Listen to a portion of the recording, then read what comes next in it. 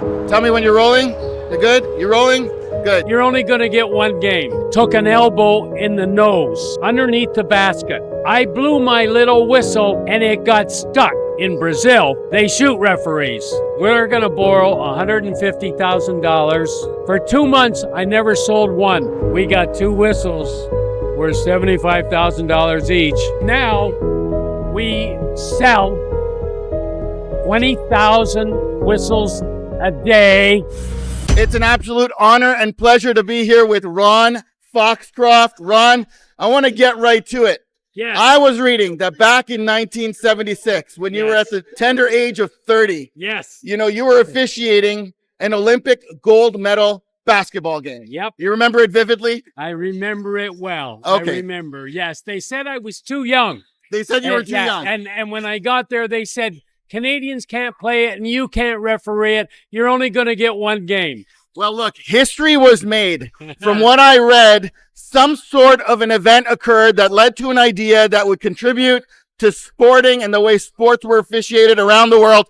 Please tell me, we have a lot of entrepreneurs that are watching this. Tell me a little bit about that story. Well, what happened was that at the 76 Olympics, it was a Montreal Forum, and it was the largest crowd at the time to ever watch a basketball game in Canada.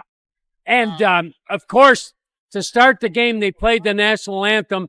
I was scared to death. My legs felt like spaghetti. And here I was in Canada, a Canadian, doing the Olympic gold medal basketball game. Incredible. And so there was, we got into the game. Once the ball went up, the nervousness goes away. And now you're just focusing on the job at hand. Well, then during the game, Adrian Dantley took an elbow in the nose underneath the basket. Now, Adrian Dantley was an amazing basketball player. He went on to an amazing career in the NBA. But at the time, he was a college kid playing on the Olympic team. Under the basket, I'm in the trail position. He takes an elbow in the nose. There's blood all over the place. And from the trail position, I blew my little whistle with the little P in it, and it got stuck. Uh-oh. And there's 18,000 fans, and this is the Olympic basketball game. And, of course, you really shouldn't mess up refereeing the Olympic gold medal basketball game. Well, we got things cleared away. The game settled down, and everything seemed to go smoothly to the end of the game. And then I realized after that game, that whistle with the little P is a problem. And I thought to myself, somebody's got to do something about it. But everybody said to me, the whistle with the P is just like it's like hydro, it's electricity, it's like taxes. You can't change it. So that night at 2:00 in the morning, I signed a contract to referee in the NCAA. Wow. And so basically, I was going from Cathedral High School to the NCAA. And so I went down there not to represent Ron Foxcroft, but to represent Canada. But everywhere I went, Duke, North Carolina, UCLA, the Astrodome, the Superdome, I would blow that whistle with the little P, and it would get stuck. And these were all big crowds. There was one big crowd in the Houston Astrodome. There must have been 30,000 people. And everywhere I went, there was a problem. Finally, a few years later, I got assigned to work the pre-Olympics in São Paulo, Brazil.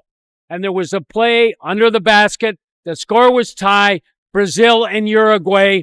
And a Brazilian player got fouled with 9 seconds to go. The score tie. And I blew my whistle with the little P, and it got stuck.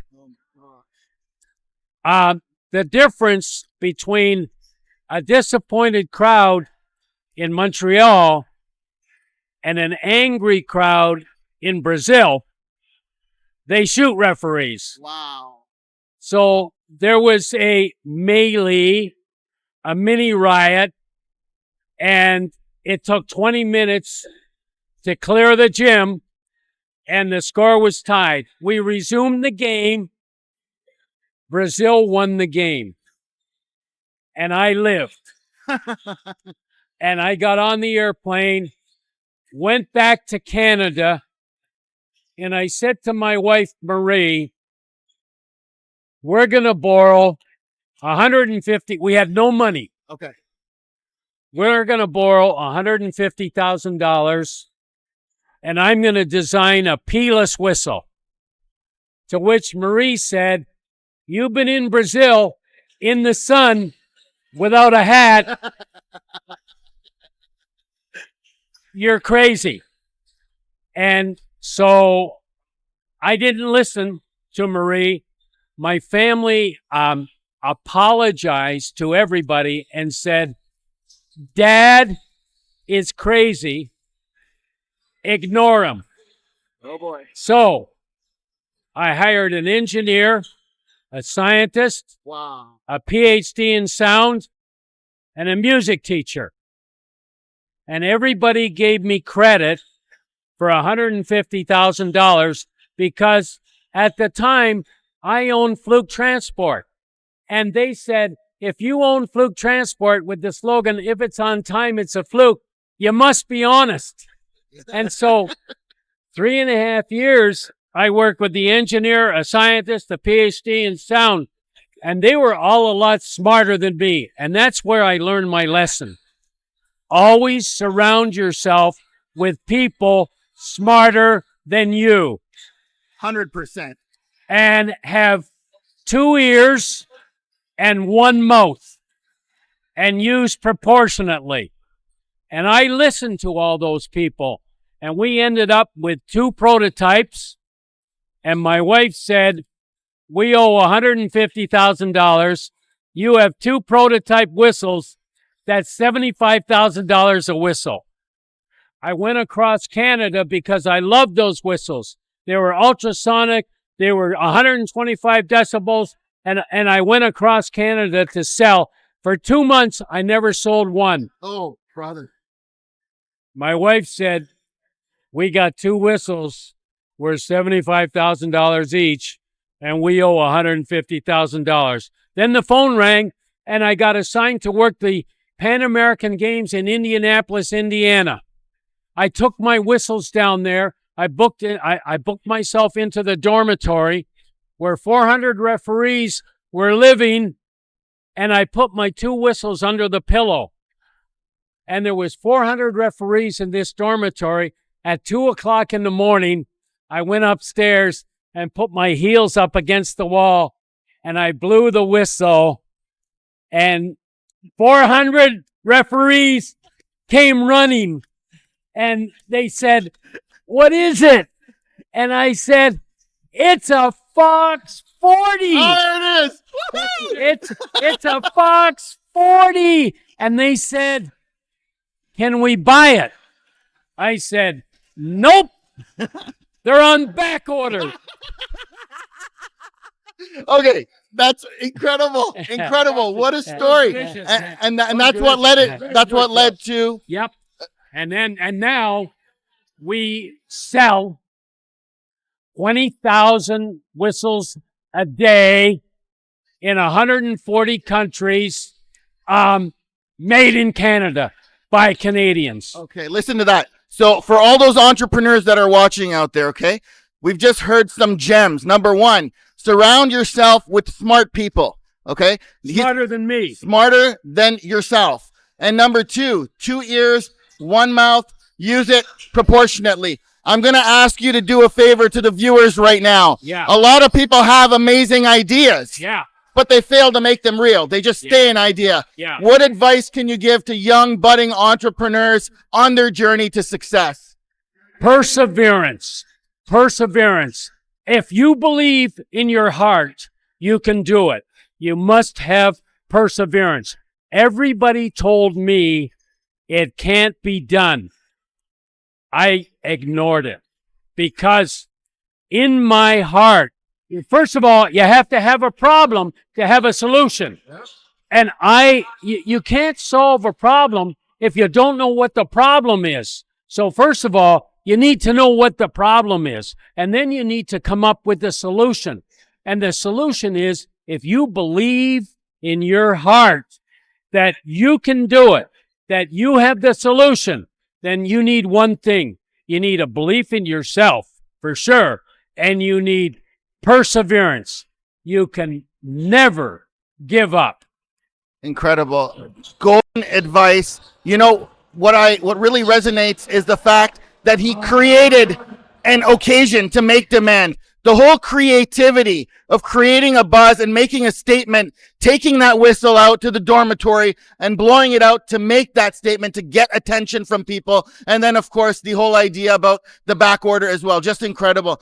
It's very similar to my story. Today, you see my son here. You have my dad. My dad almost had to mortgage his house in order for me to get started. You know what I mean? But he trusted you and he believed in you because you had perseverance. 100%. And you, in your heart, believe what you're doing. 100%. Yes. It's so true. Yes. It comes from the heart. So true. Till today, I'm still at it 21 years later because I never get bored about it. Yeah. It doesn't matter if it's a Friday or a Monday. I love doing what I do. Yeah. And I'm sure you do as well. I love it. I'm 80 years old. I'm retiring in 20 years, and you're all invited.